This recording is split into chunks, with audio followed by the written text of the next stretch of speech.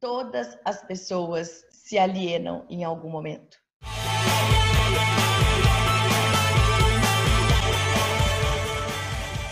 Sejam todos muito bem-vindos ao podcast Academia de Pensamentos.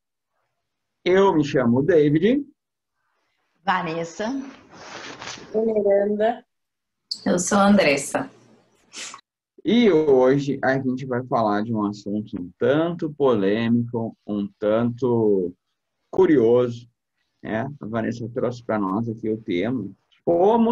Somos treinados para sermos alienados. Esse termo alienado é um pouco forte, ele faz a gente pensar que a gente não tem poder de escolha, que a gente está aprisionado, alguma coisa do gênero, e ninguém quer ser um alienado, né? Isso é um xingamento.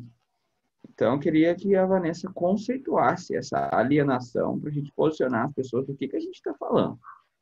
A alienação, ela não é um xingamento nesse caso. É uma constatação. Por quê? Porque a alienação vem da maneira que nós somos educados para olhar a vida, da maneira que nós somos educados para lidar com os nossos sentimentos e mais. Se a gente for observar os filmes, as histórias, elas também vêm de um contexto onde mostra um caminho de pensamento que aliena cada um de nós do tempo presente, onde tudo já é muito previsível, onde você olha para o que vem baseado em tudo que você já viveu. Para te proteger, ele fica sempre olhando para as experiências passadas para poder te deixar em alerta quando necessário, tranquilo quando você pode. Só que com isso, o treino de olhar para a vida é sempre em cima do que já foi. Alienado é a pessoa que não está atenta no momento presente. Como assim não está atenta no momento presente? Ela está distraída dela mesma. É a pessoa que trai o marido ou a esposa num relacionamento, é a pessoa que come para ter um prazer imediato, que fica ali na frente da televisão assistindo e ela nem sabe mais o que ela está assistindo, que tranca a porta de casa, sai e volta de novo para ter certeza que está trancada. É a pessoa que põe uma roupa para sair e a hora que ela está saindo, ela, opa, peraí, vou trocar tudo de novo. Então, são atitudes que te mostram que você não está ali, naquele lugar que você está vivendo. Por exemplo, quando você escuta isso, Andressa, você se percebe alienada? Então, até agora eu achava que eu não era alienada, mas ouvindo esses exemplos, sim. Eu como um doce que não precisava, eu durmo mais do que eu preciso. Então, eu acabo de descobrir que sim, eu sou alienada. É o segundo episódio que a Andressa confessa problema com doce, né? Não, mas isso está acabando. Já faz 2 dias e meio que eu não como doce. Só que não. Sabe aquele negócio dos alcoólicos anônimos? Eu estou limpo. Mais um dia. 2 horas e 30 segundos. Cada dia conta. Cada dia conta. Andressa, o que te fez achar que você é alienada por dormir demais e por comer mais doce do que você precisa? Porque eu poderia estar vivendo mais o presente e não esperando passar o tempo ali, que nem ficar olhando a TV e não prestar atenção. Eu fico dormindo só por, não sei se é prazer, se é para procrastinar, para que é, mas é para não viver o presente. É o hábito de estar fora daquilo que você podia fazer o suficiente, você faz para mais. Coisas, né, que você não precisaria continuar dormindo, continuar comendo, você faz para mais. Por que faz para mais, né? Onde que a gente está nesse momento? E você vê? Então, eu já imaginava que eu tinha alguma coisa que era fora do normal, só não sabia que isso chamava alienação. Entre esses exemplos, durmo demais mesmo. Ontem foi um dia desses, que dormi acho que 300 horas, nem sei como, sem sentir o sabor das coisas às vezes. Isso acho que é assim, traz um pouco do... Depois que você cai na consciência, ele pesa, né? Na verdade. E acho que mexer na tecnologia, assim, sem muita concentração num lugar só. Ficar mudando o tempo todo, de Instagram para Facebook, Facebook para o joguinho, do joguinho para o WhatsApp, do WhatsApp agora para o TikTok, enfim. E sem saber muito o porquê você está ali, você está o tempo todo, né, se perdendo naqueles aplicativos. E aí, vendo essa fala sua de que é ser alienado, eu penso que até hoje eu continuo sendo uma pessoa alienada. Tu percebe como as pessoas não gostam de se chamar de alienada? Fica como se fosse tipo, eu nunca ia ser, descobri agora que eu sou. É uma palavra forte, né? É uma palavra forte. E assim, todas as pessoas se alienam em algum momento. Por que isso acontece? Agora se fala muito da tecnologia, isso que a Veneranda falou. Eu vou de um aplicativo para outro, perde tempo. Então, o pessoal marca o tempo, quanto tempo fica rodando na internet.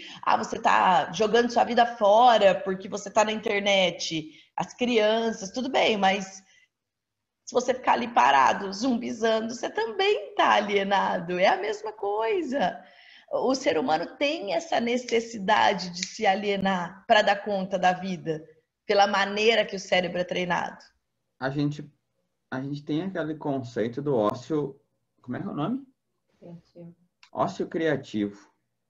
Que seria aquele momento que a gente meio que desligar a mente, incomodando e o tempo todo buzinando, para que o nosso cérebro consiga fazer ações e criar coisas novas, né? Como é que eu vou separar o que é ócio criativo, né, que é uma coisa positiva para o meu cérebro, por exemplo, uma meditação, do que é algo que eu estou fugindo de alguma coisa de forma, sei lá, sem perceber que eu estou, na verdade, me alienando ao invés de estar nutrindo e descansando a minha mente, meu cérebro. Quando você investiga o seu pensamento, você consegue saber quando é alienação e quando é ócio criativo. Eu, por exemplo, quando eu estou no ócio criativo e as pessoas que eu já acompanhei, você fica com a mente num turbilhão de ideias. É um turbilhão que não te cabe. Então eu entro na frente de um filme bobo, porque eu preciso de um filme bobo naquele momento, só para dar uma descarga no meu excesso de pensamentos e poder ver o que fica na prateleira dessa criatividade. Ou uma meditação, ou até mesmo dormir, cheio de ideias, e aí eu acordo com aquilo organizado. Mas isso dura um tempo. Isso dura um tempo pequeno, isso dura um dia, 2 dias, num flow, algumas horas. Isso não é um hábito do tempo todo. A alienação é um desligamento. Você não está aqui. Você está em outro plano. Você está em outro movimento. Você não está no presente. Imagina só. Cada pensamento que você tem de uma memória é como se abrisse uma porta do teu passado e você fosse para lá. A pessoa, quando ela está alienada, ela entrou em uma dessas portas dentro da mente dela e ela já não está mais aqui. O David disse que as pessoas não gostam de falar que são alienados, né? Mas ele não respondeu. Tu é alienado? E por quê? Então, eu já tinha essa percepção aí de uma leitura do passado. Foi bem impactante para mim, porque eu não gostei de saber que sou. E aí tinha uma lista lá de características das pessoas alienadas e eu não imaginava, tô fora, né? Tô tranquilo, estudo, sou presente, não olho televisão, tá tudo certo. Em um determinado momento lá do livro, Andrés sacaneou, né? Ele fala a questão de perder o controle por coisas bobas, de ser muito explosivo, mesmo não querendo, de falar aquilo que não deveria ser falado. E não é a questão do assunto, né? Às vezes é falar da forma que não deveria ser falado. E o mais legal é que tem certos comportamentos que, por mais que a gente tente mudar, a gente não consegue. Então, tipo assim, descobri que isso aqui, vamos lá, come o doce. Descobri que isso é um comportamento de pessoas alienadas. E eu não consigo parar de fazer. E quando eu não consigo parar de fazer algo que eu sei que é ruim para mim, e os dias estão passando e a vida está acontecendo e eu continuo alienado, isso causa uma sensação de frustração absurda. Eu meio que me julgo, me condeno toda vez que eu lembro que fiz isso ou que eu faço isso. Então, esse é um assunto que eu fujo. Quando eu vou contar aqui para o pessoal que está ouvindo, quando a gente combinou de fazer o episódio 2 com esse tema, A Vanessa deu tarefinha pra gente, né? Ela deu um pedaço de um livro pra gente ler, né? A Vanessa é malvada. E deu um vídeo pra gente assistir. E aí, quando a gente vai ler e começa a pesquisar isso e traz isso à tona, né? A gente fica um pouco pensativo, né? Não é uma coisa assim... Descobrir a verdade não é uma coisa que dá tanto prazer, assim. Talvez por isso a Vanessa falou aí a questão dos filmes. A vida, ela é chata e difícil. Chata e difícil. Então, quando a gente chega em casa, o que a gente precisa? A gente precisa de uma sensação de emoção. E aí a gente vai ver um filme. E o filme brinca com a vida e joga emoções profundas e intensas na nossa cara, né? Vai ver uma série, alguma coisa assim. Então, não gostei da pergunta do Andressa, mas acho que está respondido. O filme brinca com a vida, mas ele te traz um final que você já espera. Ele te deixa no seu lugar de conforto. Então você vai, é como se você fosse numa montanha-russa. Você anda na montanha-russa, você sabe que você vai ter emoção, gritar, ter medo, mas é um ambiente controlado. Você sai de lá com batedeira, ai, quase morri. Só que tecnicamente você sabe que nada vai acontecer, a não ser que seja uma tragédia.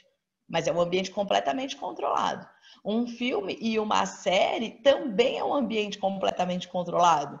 Porque você vai lá, você assiste, você já prevê mais ou menos, você imagina, às vezes pode te surpreender, mas nada que você não conheça, é a tua montanha-russa. A gente está em montanha-russas o tempo todo. Ao invés da vida ser chata e difícil, eu prefiro olhar que a vida é uma grande aventura de escolhas. E quando você está presente, você pode escolher o tempo todo.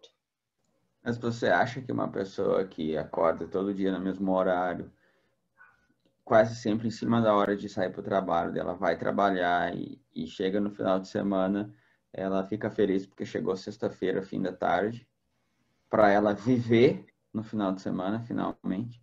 Você acha que essa pessoa não tem uma vida chata e pesada? Enquanto ela tá alienada, ela tem uma vida um pouco chata, sim, e um pouco pesada. Eu gostaria que ela pudesse ter mais consciência e poder estar degustando cada instante da vida dela. Isso ia deixar muito mais energia para o corpo dela, saúde. Porque a pessoa que faz isso que você falou, ela vai perdendo saúde ao longo da semana. Ela tem dor muscular, ela tem tensão, ela tem dor de estômago, aí ela não dorme bem, aí ela tem problema de intestino, e ela acha que tudo isso não tem nada a ver com como ela se sente. Outro dia eu ouvi um comentário, fulano tem muito dinheiro, ele doa muita coisa da família, mas ele tem um problema sério de intestino, ele tem síndrome de Crohn, ele tem... Nossa, então ele já viveu uma grande injustiça. Mas como assim, Vanessa? E tinha vivido, os pais, enfim, tinham tido um problema sério, ele achava que a vida tinha injustiçado ele, que ele teve que lidar com tudo sozinho. Mas quando eu falei aquilo com uma naturalidade numa reunião, que não era de pessoas da minha área de trabalho, olharam para mim, mas o que tem a ver o intestino com injustiça? Aí eu falei, gente, tá aí, ó. Se você mapear, a pessoa é milionária, mas ela tem estresse todo dia, ela sente que a vida enfiou ela numa situação que ela não queria, ela sente que ela não pôde ter escolha e ela tá aí. Então, esses sacrifícios que as pessoas sentem que vivem, não é só na falta de dinheiro, é no excesso também. É como elas olham para a vida, sabe? Eu estava pensando aqui enquanto fala, porque a gente tem esse karma, né, de o nosso cérebro vai buscar coisas quando traz um insight, ao invés de eu ouvir com presença total o que você está falando, meu cérebro foi buscar lá na faculdade. A Andressa, eu tenho certeza que também viveu isso. Quando a gente está estudando na faculdade, tem aquela pressa de ir para o estágio, né, para poder formar, precisa do estágio e tal. E na minha área, o que acontece? É uma área de engenharia, né? Eu sou formado em engenharia. Ela é uma área multipotencial, assim. Tu faz um treinamento lá de uma faculdade, mas tu pode trabalhar em inúmeras áreas. Tu pode ser gestor, tu pode trabalhar na parte técnica, tu pode trabalhar na parte de produção, tu pode trabalhar na área financeira, tu pode trabalhar com carro, com fluido, com elétrica, enfim. são inúmeros, e dentro da própria indústria, tem engenharia na parte de projeto, na parte de execução, na parte de produção, na parte de qualidade. Então, é muitas áreas diferentes. E o que que acontece? A gente pega o estágio que aparecer. A gente, às vezes, algumas pessoas são um pouco mais ligadas e escolhem a empresa. Mas a maioria pega o que aparecer. Só que o que que acontece? Se tu cai num estágio numa área e tu te dedica muito, porque tu quer ser bom, tu quer ou ser efetivado, tu quer ter uma boa avaliação, tu quer ser bom. Pode correr o risco de ser efetivado naquela área. E aí o teu castigo nunca mais tu consegue trocar de área. Por exemplo, quando eu comecei, eu caí na área da qualidade de fábrica, que é ficar lá verificando os produtos já prontos, e eu não gostava daquilo ali. Só que eu me tornei bom naquilo ali, porque eu tento fazer bem tudo que eu faço. Mas eu não gostava. E quando eu olhei, tipo, poxa, eu estudei 5 anos, estou aqui trabalhando há 3 anos, e eu não gosto disso aqui. E eu não vou conseguir sair disso aqui. Eu não posso mais pegar um estágio, porque eu já terminei a faculdade. Eu estudei 5 anos, estava 3 anos no estágio, numa área que eu não gosto. Eu já tinha me formado, não podia mais, não tinha como começar de novo, não consegui ir para outro setor, porque eu só tinha experiência naquela área. Então, eu praticamente peguei, tipo, eu desisto, rasgo esses 8 anos da minha vida, antes que é melhor eu perder 3 do que 30 de trabalho. Tô fora. Mas quando eu olhava para os meus colegas que estavam lá há 20 anos, eu via em quase todos, de 1.200 pessoas dentro da fábrica, quase todos não estavam felizes com o que estavam fazendo. Mas como é que o cara vai mudar? Você tem que pagar as contas. O que que faz daí? Vive alienado? Não tem jeito? Não Acho é que melhor? o principal ponto, ele aprende a se perguntar se ele está feliz. Porque essas 1.200 pessoas, talvez 10% delas tenham se perguntado na hora de trabalhar se elas estão realmente felizes com o que elas estão fazendo. A maioria simplesmente segue o movimento. Eu vejo muita gente reclamando que o salário está ruim, que não é promovido, que não gosta da segunda-feira. Será que isso já não é consciência? Não. Quantas pessoas você vê reclamando e não fazendo absolutamente nada para mudar o que vive? Todas. Inclusive, eu quero que as meninas falem um pouco aí sobre isso.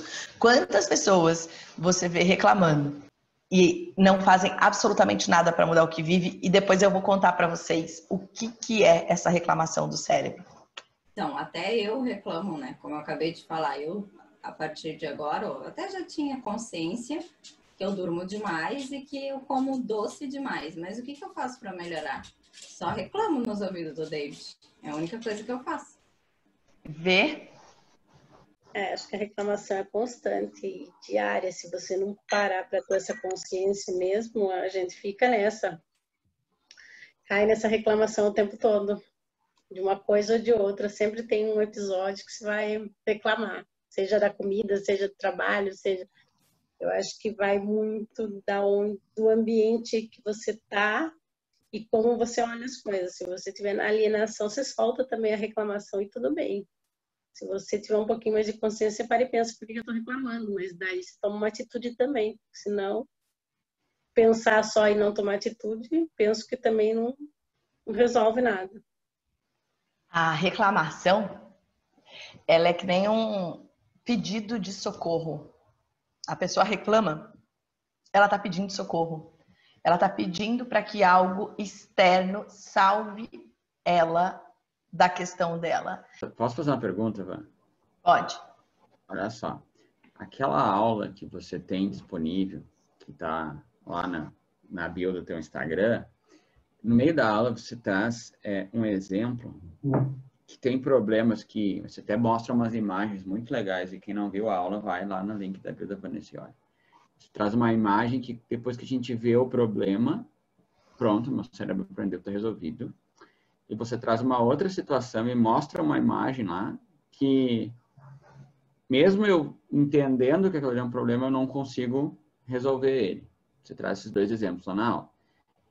Esses casos que a gente está trazendo para nós, tipo, o meu problema, eu sei dele e não consigo resolver. A Andressa trouxe um problema que ela sabe, mas é agora. Será que a gente conversando sobre isso aqui, está resolvido ou tem que ser feito algo mais? Ah, boa. Aquele problema que mostra na aula que você olha e não consegue resolver, ele é basicamente a reclamação. Porque a reclamação você não consegue resolver sozinho. Você precisa de uma ajuda de fora para te treinar, para ter controle da tua mente e resolver. A reclamação é um grande pedido de socorro. É quando você fica ali rodando na mesma reclamação dentro da tua mente ou fora da tua mente, pedindo socorro. É como se a mente falasse assim: por favor, alguém me mostra o caminho de saída. Só que como a gente não sabe que é um pedido de socorro, o que acontece? Você reclama com o teu amigo no trabalho. Nossa, meu trabalho está muito ruim. Aí ele vai falar: você não sabe o meu é muito pior. O meu setor que eu tô ainda, além de tudo, tem o chefe que fica ali do lado. Aí o outro vai contar que no caso dele é pior ainda. Então, a reclamação que é um pedido de socorro, que é uma espera por alguém que possa te sinalizar um caminho diferente, vira uma competição de quem se sacrifica mais. E normalmente quem tem a pior história tem mais empatia do grupo, porque coitado, e liberta os outros. Nossa, esse coitado tá ferrado. Nossa, então eu nem vou reclamar mais, porque no meu caso, pelo menos, meu chefe não fica em cima de mim. E aí a pessoa fica se conformando de ficar nesse transe. Essa empatia que você falou, eu acho muito legal, né? Um pedido de socorro, e aí ao invés de ouvir a pessoa com empatia, na verdade a pessoa parece que está esperando a história que está sendo contada acabar para poder dizer o seu problema e dizer, não, o meu é pior, né? Essa Porque conversa, ninguém sabe ver uma saída. Então a conversa ela fica focada na competição, porque o ser humano ele é instintivamente competitivo. Então a competição vira para quem se ferra mais. Ao invés de falar, olha, peraí, se você está reclamando, é porque teu cérebro está pedindo socorro. Da mesma maneira que os bebês choram, os adultos reclamam, mas eles estão precisando de alguma coisa. O que você está precisando mudar na tua vida? Como que você pode pensar diferente e tomar uma atitude diferente? Mas não é um treino sobre isso, sabe? Por isso que eu digo, nós somos treinados para ficar alienados. Inclusive numa conversa de amigos. Ai, o meu é pior, o meu é pior. Ai, que alívio.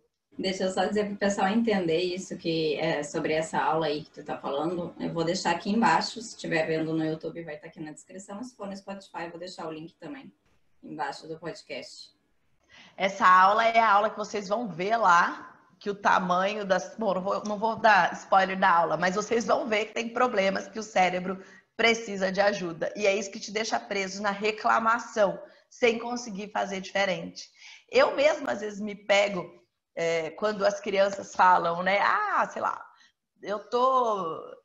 Para mim veio o pior pedaço, ou veio menos do que para o meu irmão. Eu tenho 3 filhos. Aí o outro fala, mãe, para o outro é a briga você... do sorteio do bife, né? Exatamente isso. Para o outro veio mais. Olha, no meu caso, eu falo, gente, peraí. Ou contando coisa de algum amiguinho. Ah, meu amigo fez isso. Ah, mas no meu caso, meu amigo fez isso e isso. Eu falo, gente, peraí. No meu caso, meus amigos não me fizeram nada e eu tô muito bem, obrigada, ganhei. Aí eles, opa! Eu falei, não, eu não vou ficar competindo tragédia com vocês. O meu pedaço é o mais gostoso, ganhei. Aí eles começam a pensar, não, mas olha, o meu tá bom também. Não, mas eu posso melhorar aqui. Eu vou treinando eles para pensar onde está o ganho e não quem está sofrendo mais. Porque instintivamente tem a competição. E aí, para onde você direciona essa competição? Não parei para pensar nisso como competição. Talvez agora tenho que refletir sobre isso, mas tem muito disso, sim. Principalmente na escola, eu vejo muito isso. Tem mesmo, porque até em competição de cargo mesmo, de reclamar de por que fulano tá, por que ciclano tá, se ciclano não foi, não é competente para isso, para aquilo, e aí acho que daí já entra em outra coisa, aí é julgamento do outro, mas enfim, não parei para pensar nisso. Sabe que você falou de cargo? Por exemplo, uma pessoa quando ela se dá bem, Então ela se deu bem, ela tá num cargo alto, ela tá ganhando dinheiro, ela chegou onde ela queria, ela batalhou por aquilo. Aí alguém vira para ela e fala assim: nossa, mas você é muito sortuda, né? Ou então você não pode reclamar, porque afinal de contas, ó, você tá muito bem. Aí o que a pessoa vai fazer? Ai, não, mas você não sabe como é difícil estar lá naquele cargo. Nossa, eu tô bem, mas é muito difícil, eu nem durmo direito, eu tenho que ficar pensando no que vai fazer, minha vida é muito dura. Ela tem que justificar que a vida é dura para poder justificar que ela tá num cargo bom e ganhando um bom dinheiro. É aquela Sim. história do eu não trabalho, mas eu tenho mais responsabilidade e tal. E eu quero aproveitar e perguntar para ti essa questão do reclamar e tal. Quando uma pessoa é bem-sucedida ou começa a ser bem-sucedida e alguém fala, agora tu não pode reclamar e tal, daí a pessoa diz, não, ainda tem muito para crescer e tal. E ela dá aquela desconversada, assim. Isso pode ser considerado uma forma de fuga, quando ela não quer falar a verdade. Ela está acostumada, dentro dessa competição, que tem que ter o sofrimento. Então, se alguém fala, você é bem sucedido. Não, nem tanto assim. Não é a fuga. O cérebro dela, que foi treinado para ser alienado, fica buscando uma justificativa para dizer que não está tudo bem. Ao invés da gente assumir que está bem. Outro dia, um exemplo bem simples assim. Uma pessoa que está começando a produzir conteúdo e está querendo entender como fazer isso, como levar a voz dela para mais pessoas. Eu peguei e sinalizei ali algumas pessoas que eu gosto, que eu acho que tem um trabalho bacana para ela seguir, enfim. Você pode começar por aqui, você pode começar por aqui. Vanessa, mas eu não consigo, eu não tenho tempo, eu queria. Falei, bom, aí é uma questão de escolha, ponto. Aí ela falou assim para mim, não é escolha, no teu caso é mais fácil, porque você já tem uma equipe, você tem um time, você tem as pessoas que fazem junto com você. Falei, tenho, mas eu construí esse caminho para mim. E a construção também começou de um lugar onde eu não tinha nada. Ponto. E encerrei o assunto. Eu não fui para um caminho, eu tenho, mas assim é difícil. É você começar a assumir as suas etapas e os seus resultados. Não tem problema nenhum em você ter construído uma facilidade na sua vida. Mas isso é construído. Ninguém em mágica tá tudo ótimo. Tem um caminho que você conquista.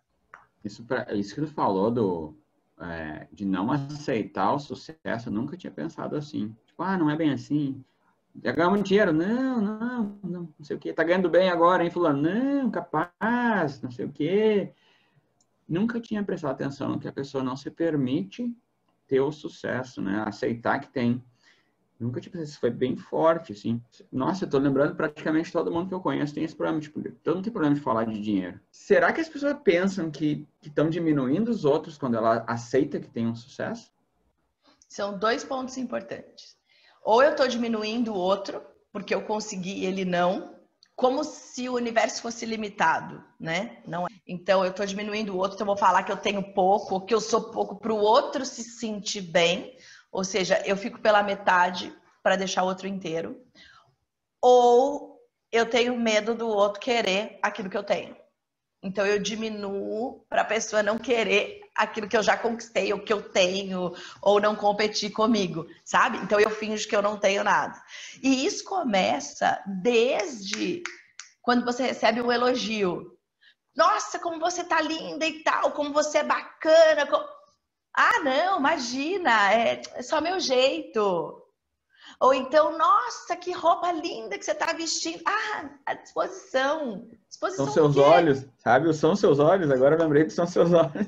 São seus olhos, genial. São seus olhos, tipo, oi, aceita. Como você tá linda. Obrigado, você é muito gentil. Ainda bem que tu falou, porque eu fiquei pensando, e como é que eu respondo? Eu não sabia responder. Tem outros jeitos de responder para não ficar sempre o mesmo, igual, tipo, obrigado, você é muito gentil. Só vai ser, toda vez que eu receber um elogio agora vai ser obrigado, você é muito gentil. Obrigado, eu tenho me empenhado muito para ficar bonito, eu tenho me empenhado muito para ficar bem. Muito obrigado de perceber, de me contar que você está vendo isso. Eu respondo dessa forma de dizer, é à disposição. E eu não sempre a primeira coisa que eu digo, tá à disposição, mas na verdade não tá, porque eu dei emprestar minhas coisas. Mas e a questão do dinheiro, eu tenho essa dificuldade de dizer também que tô com dinheiro, mas é porque eu tenho medo das pessoas me pedirem dinheiro emprestado e eu não vou saber dizer não. porque eu não quero emprestar, fui eu que conquistei. Mas eu não vou saber responder, não vou saber dizer não vou emprestar. Conquista o teu, vai por aqui que tu também vai conseguir. Porque, na verdade, não é emprestado, né? É dado. Dinheiro não se empresta, se dá. Olha só, Uau. por medo de falar que você tem dinheiro e alguém te pedir emprestado, você não fala. Você pode ter certeza que esse medo te limita de ganhar mais dinheiro. Porque a hora que você estiver ganhando mais dinheiro ao ponto dele aparecer, como é que você vai falar que não tem? Gente, como a gente aprende, né? É incrível isso.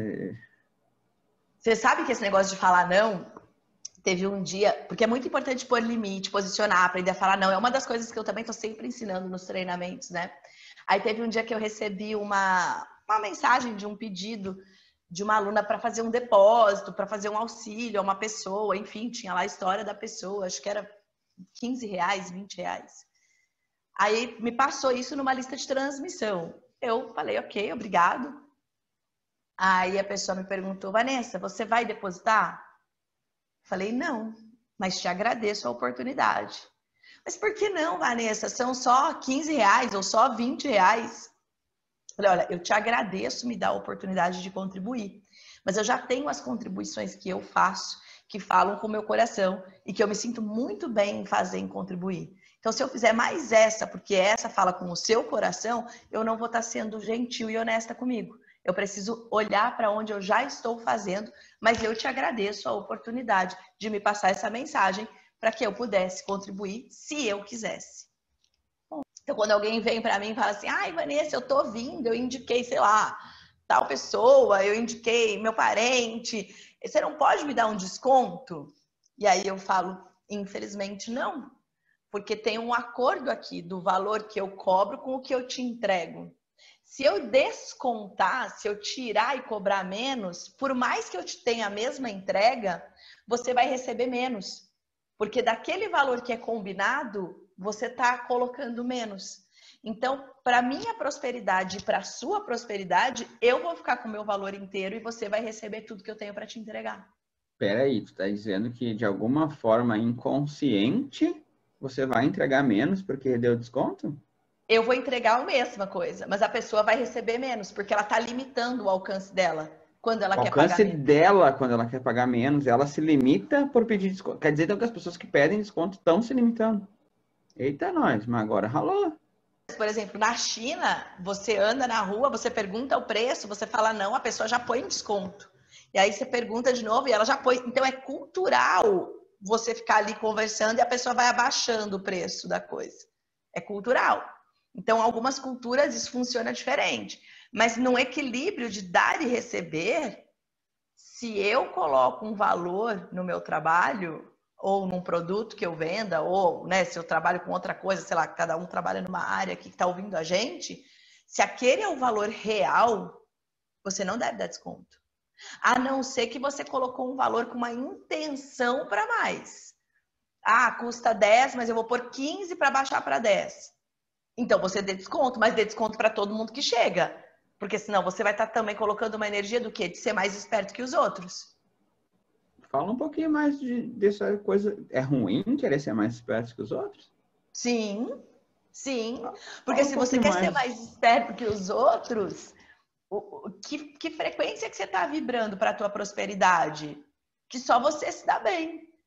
Que mundo sustentável é esse onde só você se dá bem? A natureza não é assim. O universo não funciona assim. A natureza, ela tem a participação de todos, até na cadeia alimentar, onde um come o outro para sobreviver, não é para se dar bem, é para sobreviver, a manutenção de uma cadeia alimentar.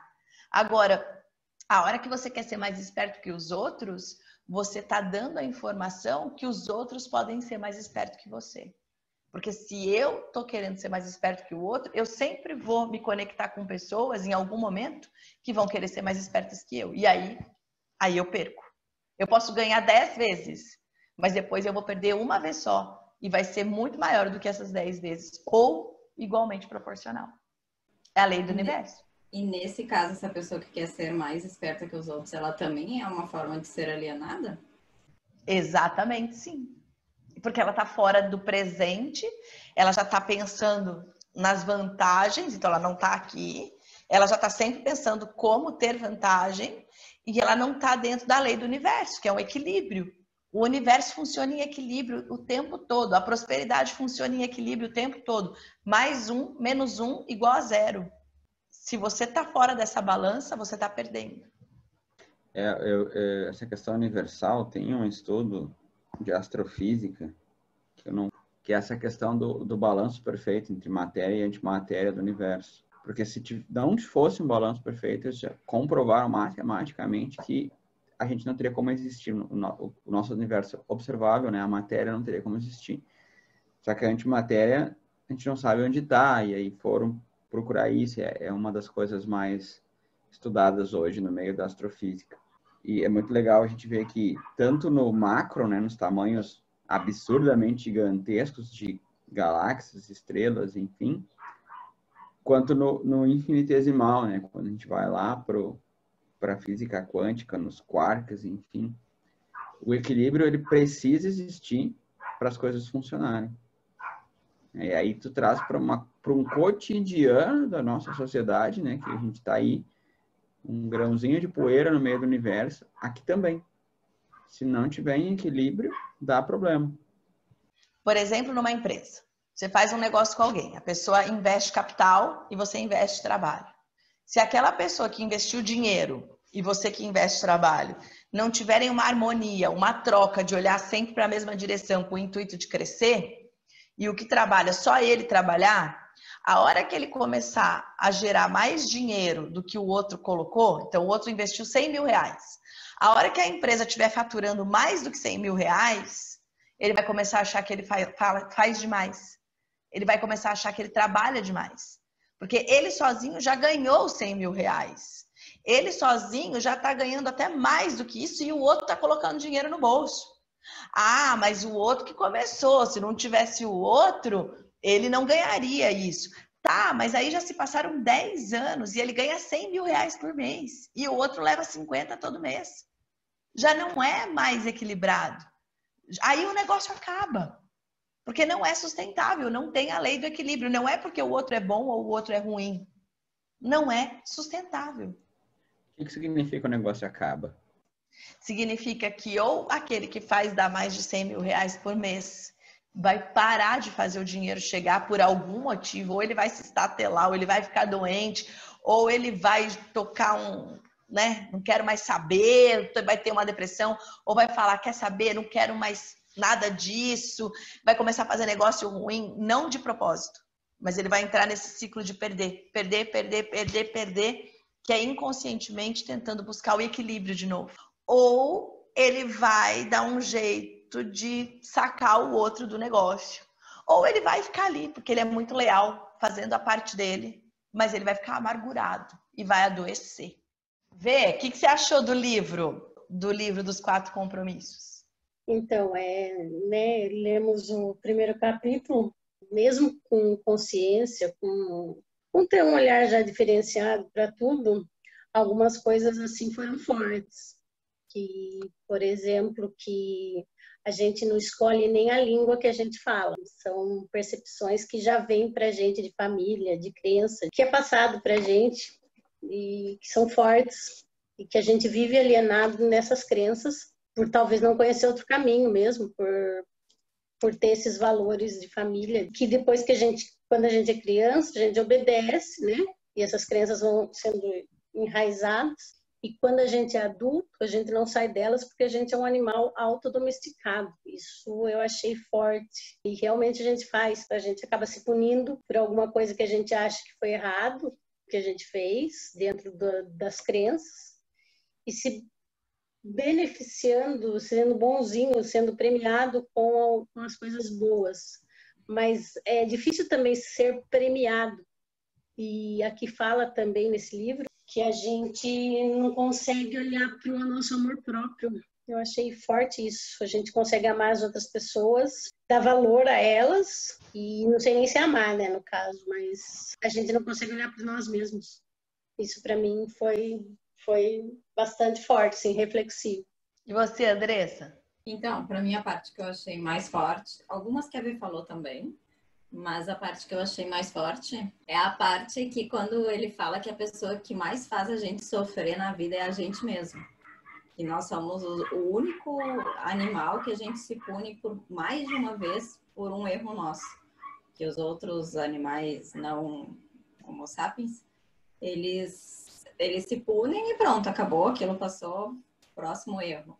E nós não, toda vez que a gente lembra do erro que a gente cometeu, a gente fica se punindo de novo, como se tivesse realmente acontecendo de novo aquilo. Então, ou punindo a gente ou outra pessoa, né, que fez alguma coisa para nós. E aquilo, e depois eu fiquei pensando, é verdade, cada vez que tu relembra qualquer história, tu revive tudo aquilo de novo. E tu fica te punindo sempre pela mesma coisa. E só li o primeiro capítulo, agora eu tô esperando para ver como é que eu faço para não ficar me punindo dessa forma nos próximos capítulos. Como é que eu faço para ser um animal irracional? Eu trago uma percepção desse livro aqui, de novo, né, da questão da astrofísica ali, né, que somos feitos de estrelas, né, mas não somos estrelas, somos o que está entre as estrelas, né? A analogia é perfeita aí para mostrar que materiais mais pesados, átomos maiores, né, são moldados na explosão de estrelas. E sim, a gente é feito de, né, poeira cósmica. E achei bem legal, assim, essa questão de trazer significado. Nós humanos precisamos de uma explicação mais profunda, menos técnica, né? A gente não quer saber de quantos prótons e quantos nêutrons tem um átomo de carbono e do que a gente é formado, não sei o que. A gente quer uma coisa mais profunda, a gente quer se conectar com o universo de uma forma diferente, mais filosófica do que bioquímica. E eu achei o livro muito bom nesse contexto, né? Essa questão das escolhas, acho que tem também nessa aula, né, Van? Você fala lá do exemplo dos rituais fúnebres, mas assim, corte de cabelo, linguagem, agora está na moda homem usar barba, e há 10 anos atrás ninguém usava barba, todo mundo usava moicano, a gente não escolhe, né? O nome disso é cultura. O nome disso é cultura. A Vanessa trouxe agora há pouco que na China é cultural dar o desconto. Ou seja, a forma de alienação varia de acordo com a cultura que tu está. Mas eu imagino que tem algo mais profundo aí, que está além da cultura. Está além da cultura. E aí, isso já passa do meu nível de conhecimento. Aí eu vou precisar buscar mais para tentar entender, né? Por que a gente está sempre, de alguma forma, se punindo, se privando, se julgando, né? E vivendo nesse inferno na Terra. A cultura, ela traz o formato da montanha-russa. Então, você tem ali as emoções dentro de um lugar que você sabe como tem que se comportar e sabe o que tem que agir e o que tem que ser feito, dentro de um ambiente controlado. Mas cada pessoa tem o impulso dela. Não só o impulso de sobrevivência, que a gente fala bastante, né? Das irritações, das frustrações, dos traumas, dos medos. Cada pessoa tem um impulso de luz dentro dela.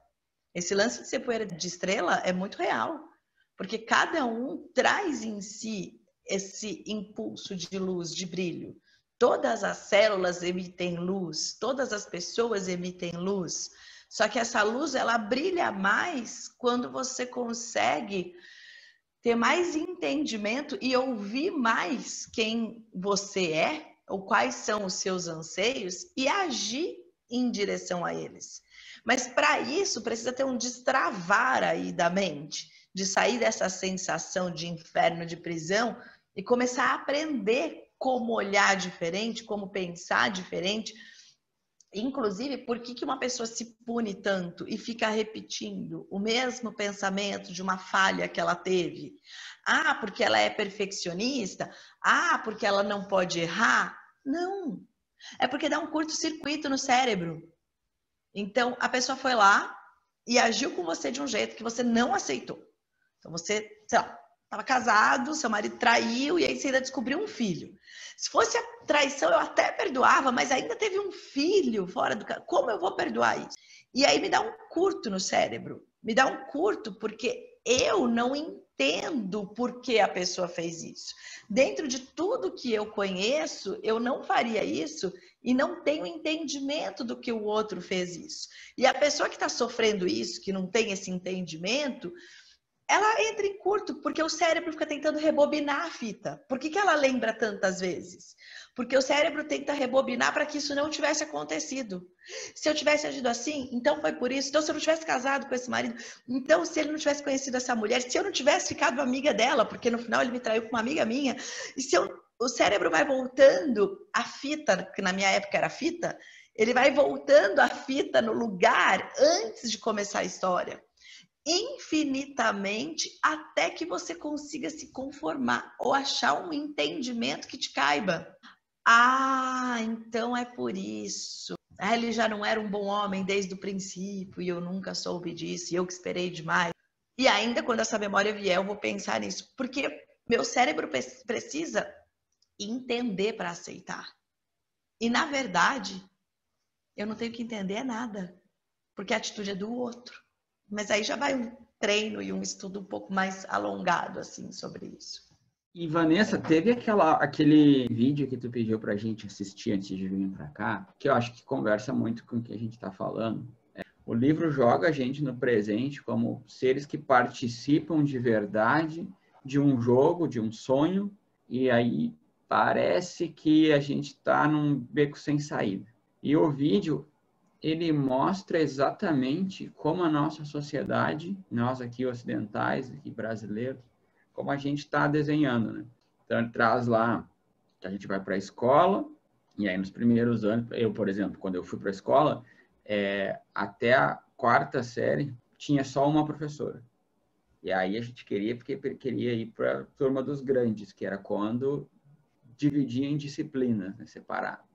Eu chegava nisso, aí a gente começava a antecipar o 2º grau, que daí era o pessoal que tinha outras regras, era mais liberal, aí depois a gente queria ir para a faculdade, daí chegava na faculdade, e aí a gente queria o estágio, e aí chega no estágio, a gente quer ser efetivado na empresa, ser efetivado na empresa lá no fim da hierarquia da empresa. Vai fazer o quê? O que você falou, você se empenha, você trabalha, você quer ser promovido, mesmo que não seja uma realidade que te cabe, que não te faz feliz, a gente sempre quer fazer o melhor. Eu até falei do meu exemplo, né? E aí você acaba, infelizmente, sendo promovido em alguns casos, mas aquilo ali não te cabe, porque sempre tem alguém acima de ti e sempre tem uma promessa de que vai melhorar, que você vai ganhar mais, você vai ganhar uma promoção, é sempre trabalhando para o futuro, trabalhando para o futuro, trabalhando para o futuro, até que chega um dia que tu te aposenta e diz, agora vai ficar bom, porque agora eu vou estar aposentado e vou viver a vida. Pô, como assim? Você trabalhou 35 anos para daí? Agora vai? E aí, o que você descobre? Que daí você tem que dar dinheiro para o filho, para o neto, pagar os remédios, não sei o quê, não sobra dinheiro coisa nenhuma. Aí chega na hora de morrer, daí alguém chega e diz, agora sim, tá tudo certo, agora vai ser bom, nada tá perdido, tudo vai valer a pena. Por que sempre tem que estar no futuro a felicidade? Né? E aí, até me lembro de um ponto que a Veneranda colocou antes, da repetição, né? Naquele vídeo, aquele autor lá, o Clóvis, ele colocou que quando a gente faz algo que a gente quer repetir e não quer só o próximo passo, significa que a gente está sendo feliz. Só que quando a gente encontra a felicidade num jogo ou num filme, ou a gente quer repetir aquela cena de dormir, de comer mais um doce, é uma repetição. Mas essa repetição não é boa, não é positiva. Então, eu entrei num conflito nessas duas situações. O que é bom repetir porque está sendo um momento feliz, uma emoção boa, e quando eu estou repetindo porque eu estou me alienando da realidade. Como é que a eu vou alienação, ela não deixa de ser, em alguns casos, uma tentativa de felicidade. Quando você quer mais um pouco daquilo, de dormir, você quer mais um pouco de comer, você quer mais um pouco daquele filme, não deixa de ser uma tentativa de felicidade. Mas, na verdade, você está buscando um prazer imediato para suprir a sensação de felicidade que você não está conseguindo encontrar no seu caminho, na sua vida. Porque a felicidade, ela não está fora, ela está dentro. Ela está dentro nesses instantes, eu gosto de chamar como instantes divinos. São momentos que você vive e eles são tão únicos e tão mágicos que eles ficam no teu coração. E quando você lembrar deles, você está reproduzindo a felicidade. Eu não preciso comer de novo, ou ver o filme de novo, ou dormir mais para reproduzir a felicidade. Um instante de felicidade, eu reproduzo ele de sentir ele no meu corpo de novo. Seja ele qual foi. Pode ter sido até um prazer gustativo de um super restaurante que eu tive, que eu comi um prato incrível, que um chefe fez. Eu vou recordar daquilo. Isso vai me trazer um instante de felicidade. E já vai me saciar. Agora, essa busca de próximo passo, do próximo emprego, do próximo nível, do ginásio, do colegial, do próximo momento de vida, essa busca é uma tradução alienada de uma necessidade de busca que acho que as pessoas têm, a gente tem, todos temos. O ser humano ele tem que estar sempre aprendendo. Ele precisa estar em busca para poder estar em movimento. Se você não está em movimento, você está perdendo. Se você não está em movimento, você não está expandindo, então você está perdendo. Agora, esse movimento não quer dizer que é no próximo etapa que está a minha realização. Eu estou muito realizada em tudo que eu vivo hoje, com muita consciência do que eu vivo. Mas eu estou sempre em movimento do que eu quero ainda aprender, ainda construir, ainda viver. E é isso que vai me dar disposição. Mas isso não anula onde eu estou. Isso não coloca pouco aonde eu estou. Mas eu posso sempre estar num movimento crescente de aprendizado, de construção e de realização. A Vanessa falou que os adultos eles têm que estar em constante aprendizagem. Mas o vídeo que a gente viu, ele constata que a escola hoje em dia, o modelo de escola nosso aqui, né? Ele mata essa aprendizagem. Ele mata a criatividade. Nós não somos ensinados a aprender. A gente é ensinado a estudar à base de obrigação, de medo. E aí, como é que o adulto toma essa consciência que ele tem que estar em constante aprendizado para não estar alienado? O modelo de escola e o modelo de educação é o mesmo de mais de 30 anos atrás. Tirando algumas, que já estão revolucionando, ainda bem, tem muitas frentes boas de aprendizagem com criatividade. O modelo tradicional de aprendizado, ele é o mesmo de mais de 30 anos, que é o modelo que te coloca dentro da montanha-russa. Vai lá, você vai sentir um pouco de medo, você vai sentir um pouquinho de emoção, mas é exatamente isso que você vai aprender e é assim que você vai lidar com a tua vida, porque afinal de contas é só isso que você precisa saber. Você só precisa receber informação e fazer o que tem que ser feito. É um modelo que não te ensina como pensar. A criatividade, ela vem quando você busca crescer em aprender como pensar, nas diversas formas de pensar, nas diversas maneiras de pensar. Saber como pensar é o que vai fazer a diferença para cada um de nós construir e viver a vida que quer. Eu vou mais longe, eu acho que não é 30 anos, não. A gente vai lá para a era antes de Cristo, lá, quando todo mundo fala que Aristóteles era um chato que ficava fazendo perguntas que ninguém sabe resposta.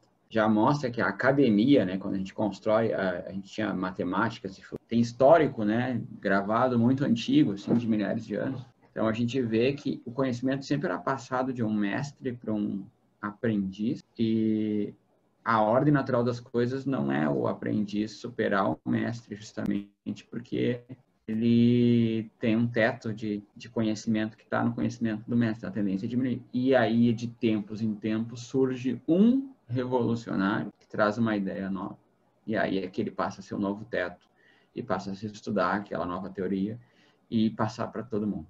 Então, quando a gente vê o modelo escola, a gente de forma nenhuma vai valorizar o aprendizado e sim o estudo, porque o nosso objetivo é única e exclusivamente entender o conhecimento que foi passado para nós e reproduzir ele, inclusive numa prova. Eu preciso reproduzir exatamente como foi passado para eu ser valorizado. Aí o prêmio ele está gamificado, ele vem uma notinha.